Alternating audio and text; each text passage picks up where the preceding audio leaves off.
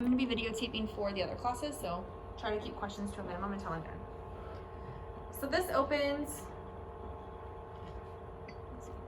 Okay, so it's opening my Photoshop. I don't need this little thing open anymore. Yeah, so normally if you were to open Photoshop and then want to import a photo, you would just click over here. So Photoshop has its own like secondary program, which is called Camera Raw. And it automatically opens when you open a raw image in Photoshop. So by opening the raw image, it's kind of what we talked about yesterday. I'm gonna just say get started because I already know what to do. So this is my something green. Granted, I have a lot of other stuff happening in this photo, and this is not like the best photo. There's green stuff, we're just gonna pretend. So I want you guys to experiment with proper exposure. So if this was a really dark image, let's say I put it onto my computer and it was really dark. Can you guys see anything green right now? Not really, right? So we're gonna increase our exposure till we get it where we want. If I go this far, can you see anything green? No, so we gotta find that perfect spot. Like I said yesterday, I usually try to keep things like already well exposed, but I do like to increase it just a bit because I just feel like it looks better when you print them. So you'll go through and you'll adjust these how you want. Let's say that I shot this in like a room with like tungsten lighting. It could make it look kind of blue. That doesn't look really green anymore. So I'm gonna bump that up to be a little warmer. And now it looks more like warm, deserty, tropical-y, something like that, like more nature-y outside. You can always increase texture, and that will sharpen an image along with your clarity. The problem with clarity is it kind of adds in blacks that might not be there, so my flowers kind of start looking like dirty. But if you need a little bit of sharpness, you can bump the clarity. Remember, the dehaze kind of makes it like cloudy or not cloudy. And if you overcorrect on any of these, you'll really kind of date your photos. So that's some basic things that you can do with your Camera Raw. And then I'm gonna say open image. So once I've kind of made like those little minor tweaks to my raw image, now it's gonna open it in Photoshop. Is everybody opening their image in Photoshop? Alright, got it. This guy is like our selection tool. This is a background layer, so I can't really alter it, but this thing would like select the stuff and move it around. So for instance, if I like copy the background layer, Control C, and then I paste it, Control V, now I have two layers, and it pasted something that I had from another project earlier. I have to do this first, and you'll have to ask questions after. Yep. Okay, well, you'll just have to wait. So let's say I have this on here. This arrow tool, do you see how I selected this one up here? It's our selection tool. That's what allows me to move stuff around.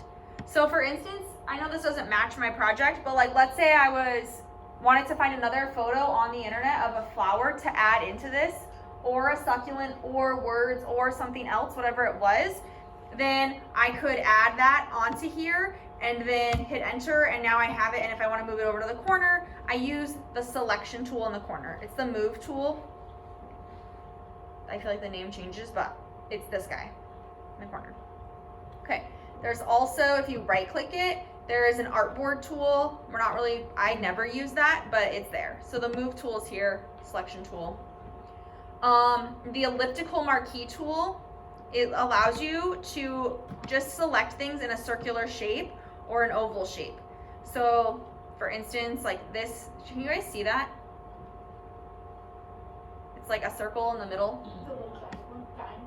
Yeah, and then it's this guy right there.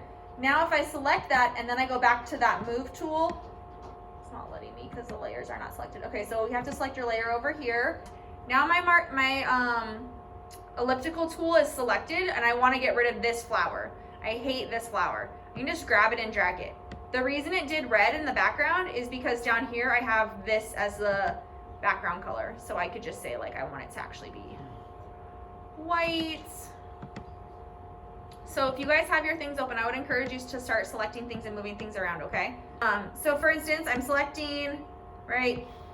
And then, oh, I want to move this out of the way. I can move it. It's really going to be frustrating. You have to have your layers selected over here. Sorry. Now you can see it's a white background. But let's say I wanted to do that and then put like text here. So let's try that. I'm gonna get rid of this other layer that I don't need. So that layer's gone. So now I just have these 2 layers. So the one that I moved over here is not ideal because now I can't select that thing. So what I want to do is go back, edit, undo, Control Z, put everything back. I'm gonna get rid of this layer.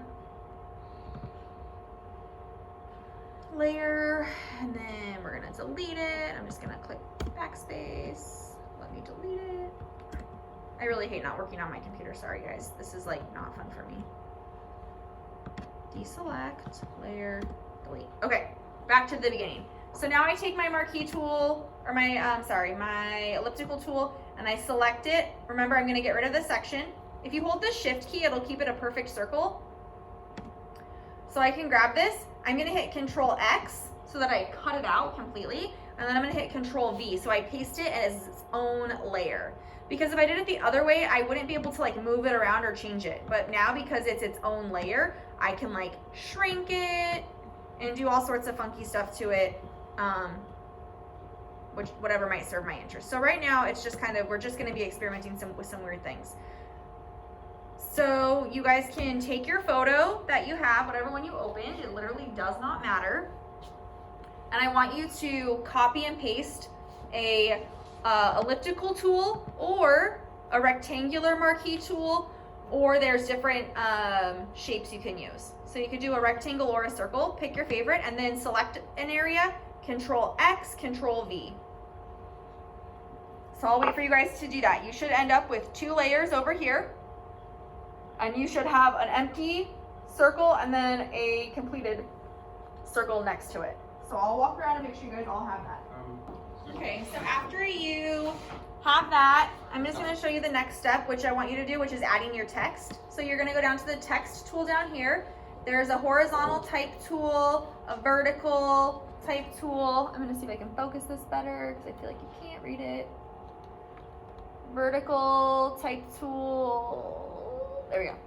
There's a vertical type mask and a horizontal type mask. I just like to use the horizontal type tool, put it right here, and then I'm gonna say green, even though it's in red, and I'm gonna fix that.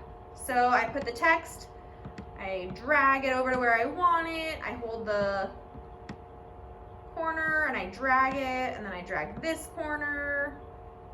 Now I have the word green, but it's in red, and that would be weird. So I go back to the text tool and I kind of hover over where my texts are, and I select it, and then I hit Control A, and that selects all of my text. And then I go to my green and I find a color that I love, and I think that this is the one that reflects the color in the leaves and the color that I want my green word to be. So then I do that, and then if I hit Enter and then Control D, it deselects it. So now I have the word green in my circle with a circle next to it, and that kind of just creates like a fun little digital image, something you might see like printed in a magazine or something like that. If you had like a mood board and there were a bunch of different words and colors, you might see something like this. So we're gonna go through, and I want you guys to have, for your first one, something green, I want you to use the circle tool or the square marquee tool, cut, Control X, paste, Control V. If you're working on a Mac, you'll use Command. Move things around how you want them, and then in the empty white space, I want you to write the word green, and I want you to use the text tool to do that. Okay, so that's 3 requirements. You're gonna cut out with the marquee tool, you're gonna paste it, and then you're gonna use the text tool to write the word green. You can use whatever font you want. Does this much make sense to everyone? Do you have any questions, concerns, comments? We can get through this one today.